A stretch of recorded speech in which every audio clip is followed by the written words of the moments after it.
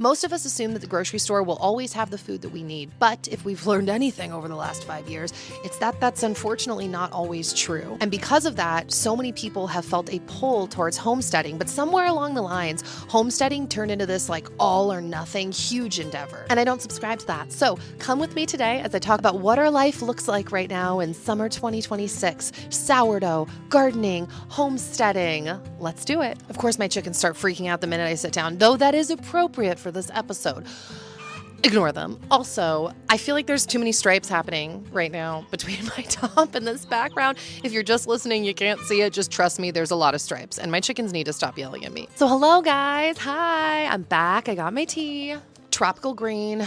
Duh. I love all the tropical, pineapple-y, peachy, berry flavors. Those are my fave.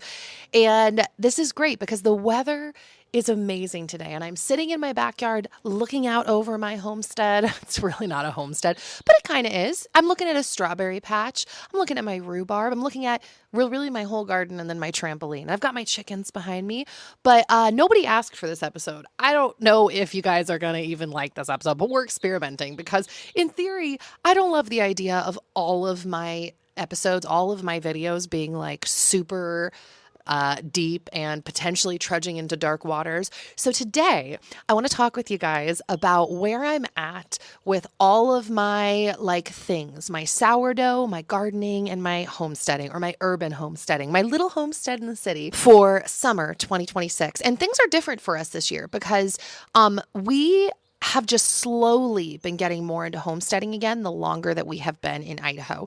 If you followed us back when we lived in Nashville, that really was like my thing. It was like my little homestead in the city. When I left California, I had never owned a house plant in my life. Literally, my assistant bought me a house plant and I basically killed it. And then she was like, "Can I just please take this home? Like, you're butchering this plant." I was like, "Sure, whatever." So like very different situation when we moved to Nashville. And even moving from Nashville to here, even though we have not really done any gardening hardly or homesteading or anything. Although that's all relative. I realize that. I saw part of an interview with JD Vance recently, and he was talking about how he just got chickens and they went off on a whole thing about that. And I was like, I guess it kind of is. I forgot. It is kind of a big deal that we have chickens. Like I never had chickens before. And, this year going into summer 2026, this will be the largest, God willing, harvest that at least it's the largest like attempt we've made at planting things since we've lived here. So I want to go over that. I want to talk through what we've planted, what we're growing, and also, like I said, sourdough, and like what I would consider to be like homesteading, which really is just the chickens. And that really might need to be like Dan might need to come do an episode with me if you guys have like specific chickens, because I don't actually handle the chickens, but I have some thoughts around the chickens and some like added, I don't know, if you're considering chickens, I do have some things to say about that. Okay, so let's start off with gardening, guys, because I can't believe it's happening. It has still been such an adjustment living in North Idaho and figuring out like what the heck even grows here. Like maybe I've said this before, but I thought when we lived in Nashville, I was like, oh my gosh, I'm like a gardener. Like, look I'm planting things and they're growing. And yes, that's true. But what I realize now, not living in the South anymore, is that like everything grows in the South. Like anything you plant, like you don't have to touch it sometimes for weeks. Like you could go on vacation for a while and come back and it's like, wow, nature watered my garden and my garden has flourished. Totally different situation than here in the north, in the northern panhandle of Idaho. Very different. Not all of the same stuff grows up here, obviously, like very different climate, very different, what's the word? Like topography, very different ground, very different trees. But really backing up, it's the climate. Like our weather, the amount of warm weather and the daylight that we have is very different than in Nashville. We have dramatically shorter days during like the shorter part of the years. And then we have dramatically longer days. Not during the year. That's what you got what I mean, right? Like in the winter, our days are much shorter up here than they were in Nashville. And in the summer, our days are much longer than they were in Nashville. And so it's just different. Also, it's not humid here. We're not, for the most part, hardly ever having like thunderstorms versus like in Nashville, we were on tornado watch like regularly. It was crazy. But I do feel like every year that we move forward and we like live here, I'm learning more and more about like, well, what can actually grow here and how do we take care of it? And, it's a journey. I mean, okay, so let me just tell you what we're growing this year. Let's just start with that. To my left, you can't see it. Maybe I'll insert footage. Maybe I won't. I don't know. We just planted, we meaning Dan, a pumpkin patch. It is approximately, I'd say, like 12, 13 feet or so by like 4 feet. So it's a rectangle that's up against our house. Dan ripped up all of the plants next to our house, except for our rhubarb plant, because he actually did rip that rhubarb plant up in the past and then it came back. And I was like, don't you touch that. I didn't even know you were going to rip that up. I actually like rhubarb. This year I ended up making a strawberry rhubarb crisp that was the bomb. And I made a bunch of strawberry rhubarb jam that I ended up like making, putting in bags and putting in the freezer. So it was really great. Very like the plant just spits out so much rhubarb. Logan was the one that actually harvested it this year. Like he had a whole little routine where he would like bend down, cut at the base of the plant, cut the leaf off, put the leaf in a pile, put the rhubarb in a basket, on to the next one. And he really loved that. And he likes saying like, I harvested this. Like this morning, he was actually picking raspberries off our plant. And he wasn't just saying he was picking raspberries. Oh my God, that bug is back. Get out of here. He wasn't just saying, I'm picking raspberries. He said, I'm harvesting raspberries. So he's into it. I want to give a quick shout out to our first sponsor of the video, and that is Honeymark. Honeymark makes my favorite super duper cute, modest, comfortable, so well made swimsuits. I have worn these swimsuits literally out to restaurants after going to the beach. They're amazing. They're multi-purpose. The fabric doesn't overstretch. They're breastfeeding friendly. They have a wide range of inclusive sizing. I love them. Just so cute. I've talked about them for years. The obsession is still strong. So check out Honeymark and you can use my code, which I really appreciate when you guys do, Nikki10, and you get 10% off your order.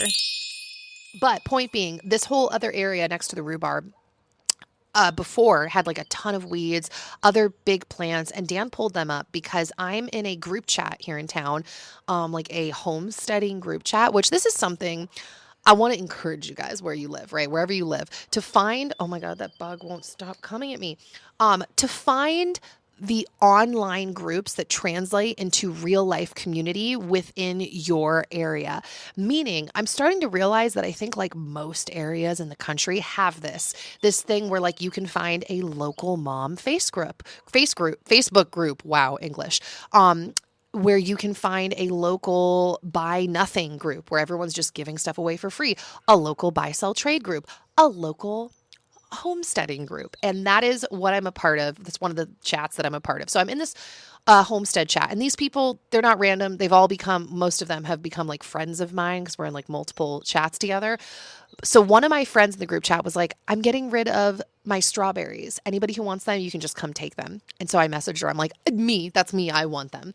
She's like, great, come over. She lives 3 minutes from my house. So Dan and I went over. I'm like, I'm going to need your help. We brought the gorilla cart, which is like a little cart that you can transport stuff in. And we showed up and we're like, oh my gosh, like tons of strawberries. We thought it was like a couple strawberry plants, tons of strawberry plants. And so she sent us with probably 60 strawberry plants. Like we ripped up her whole strawberry like patch. And she told me like, I've been collecting these varieties for a while. So there's multiple different kinds. Great. Awesome. I like a variety of, all kinds of things, tomatoes, whatever, which ironically, on a side note, that's not a side note, I also bought my tomato starts from her this year. We have 5 tomato plants growing, and like 2 of them are the same, and then 1 of them are different, and I suck at saving like tags for my plants. So I don't know the variety. Once they grow and fruit, I may have to like take some pictures or I don't know, ask you guys or ChatGPT or whatever. But she sent us home with a ton of strawberries, and then Dan spent the entire day, because whether this is true or not, she felt like we needed to get them transplanted into the ground that day. The only reason I say or not is because a couple of them didn't fit in our patch and we still have them in the gorilla cart and they seem to still be alive. So I don't know. But he worked all day to get these plants into the ground and they're slowly coming back to life. Like when you transplant things, the transplanted plants tend to be like, they like freak out and they go limp. Like, ugh. But it's been about a week and I would say 50% of them have come back to life and seem to have really like planted their roots in and are becoming one with the soil. So that's exciting because strawberries are perennials, which means they'll come back next year. And God willing, they'll shoot out runners, which means they'll basically just make more. They'll just like spread out and make strawberries everywhere. It's the hope. We don't really know. Here's the thing. Okay. I was a little concerned. I'm like, what about the weeds? Dan did not seem so concerned. He's like, we pull the weeds. I think that's going to get crazy overwhelming and the weeds will take over the strawberry patch. But I hope that I'm wrong. And he's the one that really wants to, it sounds like, manage the strawberry patch. So he's running with it. I'm super grateful and excited. And yeah, so we have that going on right next to the rhubarb. Now, against our fence line, we have a few things. We have a couple of raspberry bushes, and we transplanted about 3 years ago some thornless blackberries that are really just starting to take off. Now, we suck at gardening. Honestly, we're very bad at gardening. Really, I should say me. And part of that, if I'm being nice to myself, is my like the chronic pain that I deal with on and off.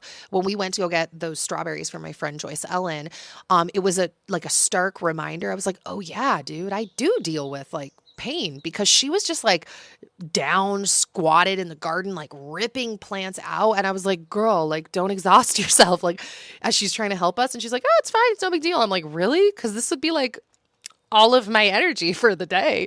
And she's just like, no big deal. And so that is a layer, part of what contributes to our lack of gardening skills, because I'm not that much help. I'm some help, right?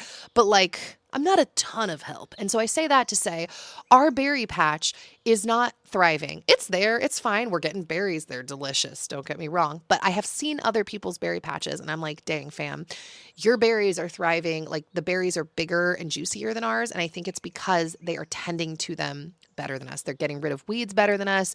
They're mulching, which is, to my understanding, you put something down like wood chips and it helps to like keep moisture in. We don't have that.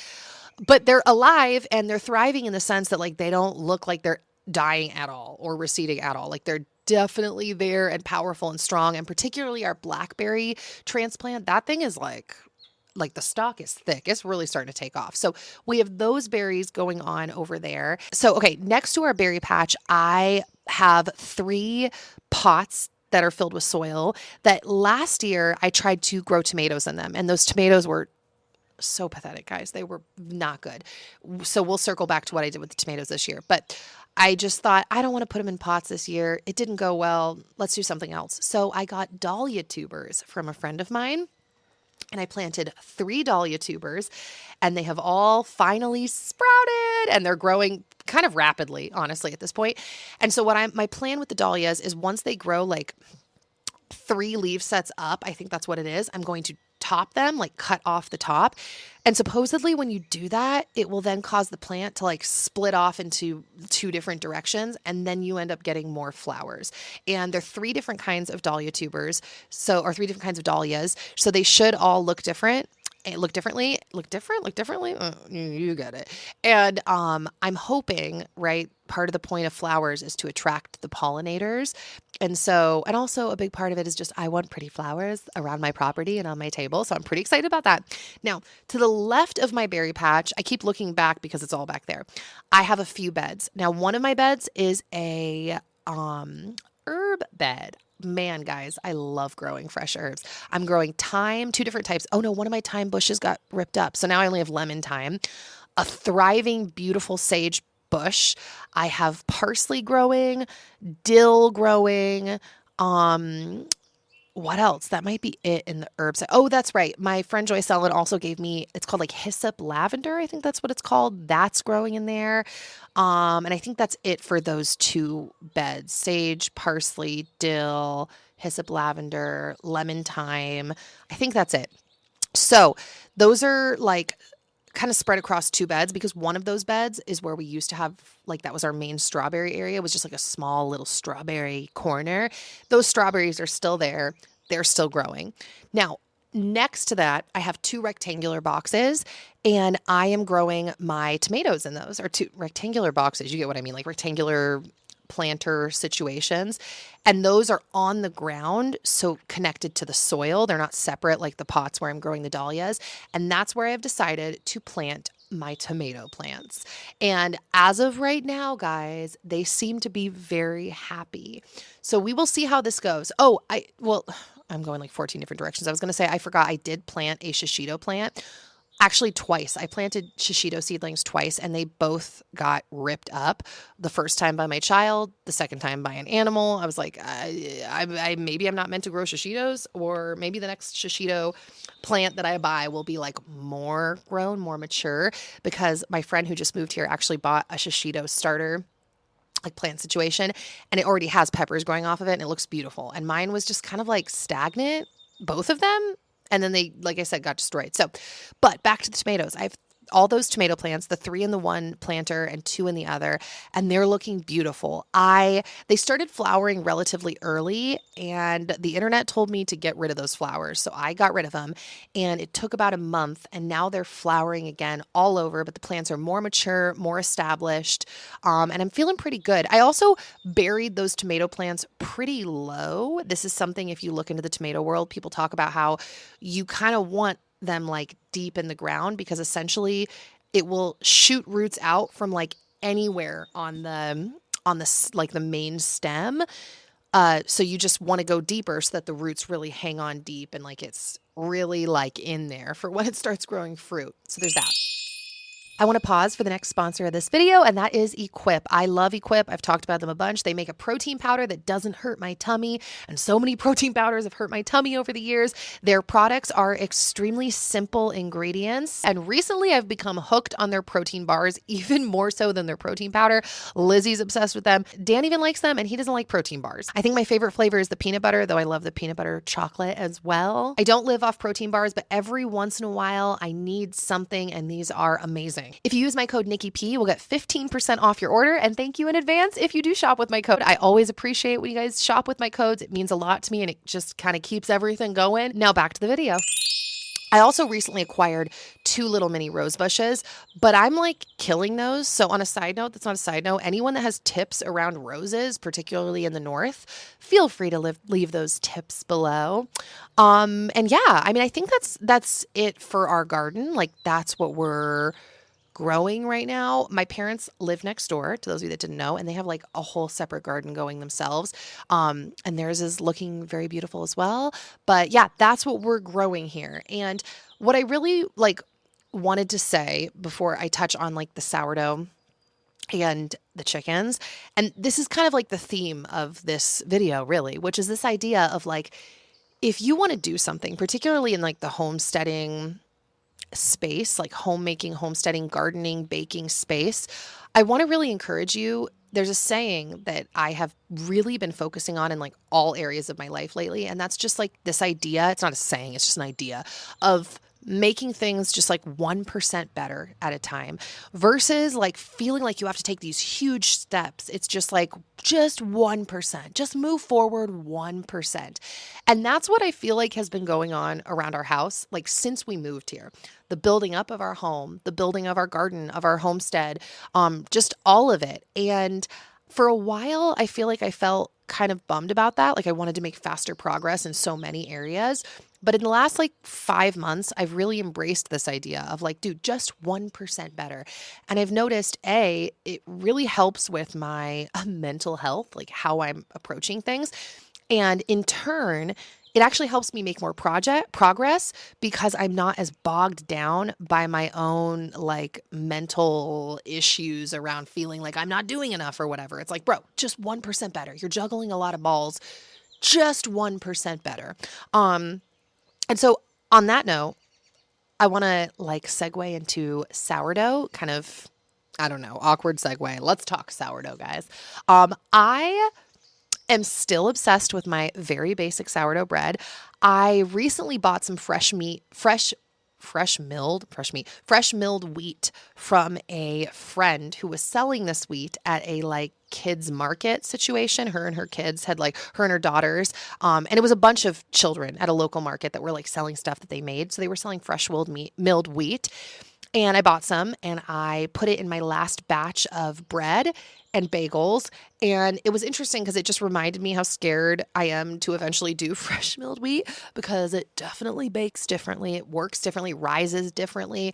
But it's fun experimenting with it because I truly do think that's actually like the next step in like, not my health journey, but like in making stuff even healthier around my home would be to mill wheat. But I'm not there yet for like a lot of different reasons. Not only are wheat mills expensive, but even if I like acquired a wheat mill tomorrow, I wouldn't be ready to start because it's just a lot. I hear a lot of moms talk about how they can't do sourdough like in a season because, you know, they're too busy being moms, which is totally valid. Let me just say that first. But then usually my second thought is like, you just need my sourdough recipe, because the sourdough bread that I make, like the only reason I keep doing sourdough is because that recipe is so easy. Like every other recipe I've ever seen on the internet, I'm like, that's not actually an easy recipe. Like I wouldn't keep up with that as a mom. So the ease of my sourdough bread recipe is the reason I'm still able to do sourdough. And then intermittently I throw in little things here and there. Like I do bagels maybe twice a month. And recently I made sourdough donuts for Dan's birthday, because I started making those a couple of months ago for special occasions, and he's obsessed. I'm obsessed too, but he loves them. But yeah, my point is that like that's the camp that for me, like even if I had a wheat mill, like I'm not ready for that. I'm not trying to like jump into that right now, because it is too much for me as a mom currently. But I know I can feel that's the direction I'm going, because all of the health arguments for that make total sense to me. But I still think that making my own bread and making my own sourdough bread is a step in the right direction towards like, I don't know, making my food more health promoting, I guess you could say.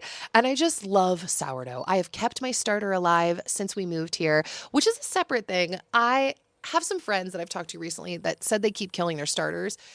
And I'm actively confused as to how that happens, because I don't feed my starter very often. Like, I don't even really put it in the fridge very often. Actually, no, I take that back. I think I did kill my starter like once last year, maybe even twice. And I was like, oh no. And then I remembered, oh, your starter is literally just discard. Take some discard out of the fridge, because I keep my discard. And I'd say once a month I do something with it. And usually what I do with it is I pour it on two like cookie sheets, and I bake it into like a flat cracker type situation, and I crumble it up and I give it to the chickens. Speaking of the chickens, and they love it, and it's supposed to be really great for them, and it's fermented, and I'm not wasting any discard, which is something that really, like, even though, you know, it's kind of like, who cares? I'm like, I care. I don't want to waste that flour and my discard and the time that was put in to ferment that food. So that's the thing. Even if you kill your starter, it's like if you have discard in the fridge, this is what I did. You just take some out of the fridge and then you feed it again, and it's like, there it is, back to life. There's your starter. But even on the counter, I feed my starter like once a week, maybe twice, except for when I'm going to be baking. And then I usually feed my starter like 2 to 3 days, probably about 2 days leading up to it. And maybe I'll feed it twice in a day, like with a 12-hour break, to really like amp up the strength of my starter before I ask it to make me bread and bagels. But yeah, that's really where I'm at right now with sourdough. I pretty much only consistently make my super easy sandwich bread. I make my bagels like twice a month. Maybe. And I'm also at the point now when I make my bread, every single time I make 2 loaves at once, because I have multiple bread pans. And I just realized, like, why am I not doing this? As you maybe know or don't know, all of my bread, once it's done, we slice it. Dan and I have both gotten equally as good at like slicing really great thin slices of sandwich bread. We're kind of pros now, but we slice it up, and then I put it in a Ziploc baggie and I freeze it. And whenever we want toast, you just take a piece out. You don't even have to thaw the bread. You just put it like straight in the toaster and it works. Same thing with the bagels. But that's really like the routine that I'm on with my sourdough. And then every once in a while, I experiment with things. So, like, I experimented with the donuts a few months ago, and those are like a major hit. Another thing that I experimented with a couple months ago were orange rolls. So, if you're like, what's an orange roll? An orange roll, think of it as like a cinnamon roll, if you know how to make a cinnamon roll, except the filling is like an orange, creamy, delicious situation. Like lots of orange zest and lots of orange juice is used in this recipe, are used, whatever. And it's so good. Like Dan also really loved those. It was a hit. The donuts, the orange rolls, they were all a hit. And yeah, okay. I probably should have taken that moment talking about what I do with discard to segue to the chickens, because that was such a natural opportunity for a segue, guys. But I didn't, but now we will segue to the chickens. So that's pretty much my max involvement with the chickens. Let me just say that. That's actually not totally true. Part of my involvement is I will half the time be the one that lets the chickens out in the morning or locks the chickens up at night. That is technically something that we tend to, like, it's Logan's responsibility. He's really the one, we joke, we call him Farmer Boy, like, get out there, Farmer Boy, go gather the eggs, or like, go let your chickens out in the morning. He loves it. It's fun.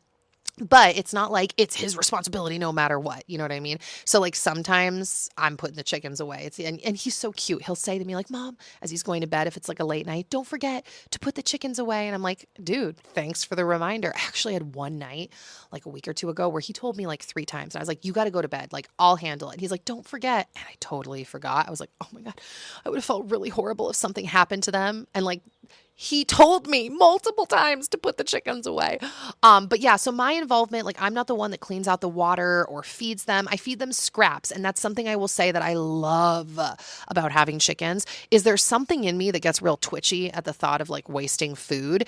I don't like it. I eat leftovers all the time. I think leftovers taste delicious. I like freezing leftovers, eating leftovers, whatever. But you're bound to have some food waste. And with chickens, it brings your food waste almost down to zero. And it brings your guilt around it basically down to zero because you know that, like, not only, okay, great, we don't have to waste this food now, the chickens can eat it. So, not only that, but also, it's kind of like you're going to be eating it anyways, because then you eat the eggs. And obviously, the happier and the more well fed that your chickens are, the better the eggs are going to be. And so I do that. I save scraps. I bring food out to the chickens, like scraps out to the chickens, basically every day, if not up to 3 times a day. When I clean out the fridge, I make sure like anything that's, off or funky or I'm kind of whatever about, it's going to the chickens. But everything else, Dan handles. Dan cleans out their coop. Dan changes their water. He buys them chicken feed, makes sure we have enough because scraps are not enough for their food. It's just kind of like a bonus situation. But that's like pretty much it. That's the involvement. I would say if Dan was sitting here, he would say that chickens are relatively easy to care for. You will hear most homestead people say that chickens are the easiest animal to start with. And with our limited experience, yeah, it does seem like it's been I wouldn't call it easy, okay? Especially if you're a city person, like, and you've never been exposed to this, it's definitely not easy. But in like the relative nature of homesteading, like it's not a cow, right? We don't have to get up every morning at 4 a.m. to milk the cow or else. And they really just don't require much maintenance or much food. And we've been really blessed with our home. I think they have like the perfect situation, like a very large space for them to like roam and run around, but they're kind of shaded by the trees, but they're not like in the dark. There's still sunshine that shoots through parts of the trees for them. And I just feel really good about my chickens setup in general. Dan has some other feelings. He really wants to change out their chicken coop situation. He doesn't love it. And I don't fully understand the reasons why. I think the chicken coop is great. I think it looks great. I think he did a great job putting it together. Is it one of those like bougie, like when you see on Instagram, people have like the chicken McMansion and it's like painted white and beautiful? Like, no, it's not like that. But like, is it just like a tiny little shanty of a box? Like, no, I think it's I feel really good about our chicken space.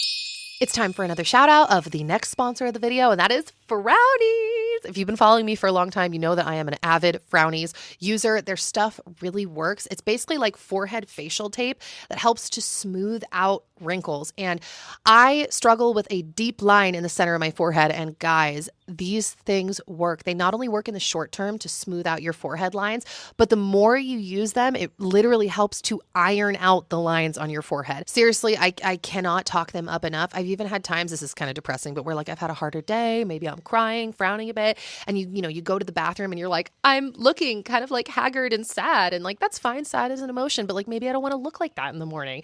Putting on my Frownies, going to sleep, waking up looking refreshed, brand new, ready to take on the day is just amazing. So I love my Frownies. I will probably be a purchaser. Is that the word? A buyer for life. If you use the code NikkiP, you can get 10% off your order. And as always, thank you so much for when you shop with my links. Now let's hop back in. I will say this too. We used to have chickens that were all different kinds of breeds, like maybe a couple matched, but it was like a whole mishmash of chicken types. And now at this point in our life, all of our chickens, minus 3 of them from like our last batch, because the other 3 either passed away or were attacked by an animal in the middle of the day. It's a whole thing. There's so much to learn around like just caring for animals and animal protection. It's crazy. But now we have like all of our chickens are the same type. So we used to have names for our chickens. This is like, I don't even know why I'm telling you guys this. This is like good thing, bad thing, right? Like it was so fun to name our chickens, but also like when they passed away, it was much sadder when you like knew who was who. And now I can't tell any of them apart. They're yelling at me. They're like, I'm an individual. I am my own chicken. I know you are. But I can't tell them apart now.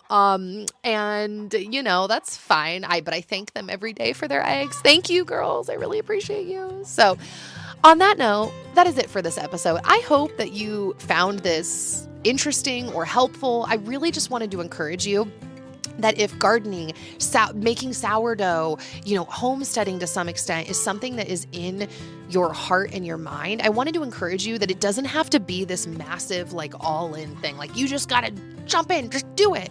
Or like sell your home and move on to a homestead. Or like, if you can't go all in, you're doing nothing. I wanted to encourage you that you can just like move forward 1% at a time. Sourdough doesn't have to be this insane thing. Having a garden growing things doesn't have to be this insane thing. Same thing with chickens, dude. You can have like 2 chickens, like 4 chickens.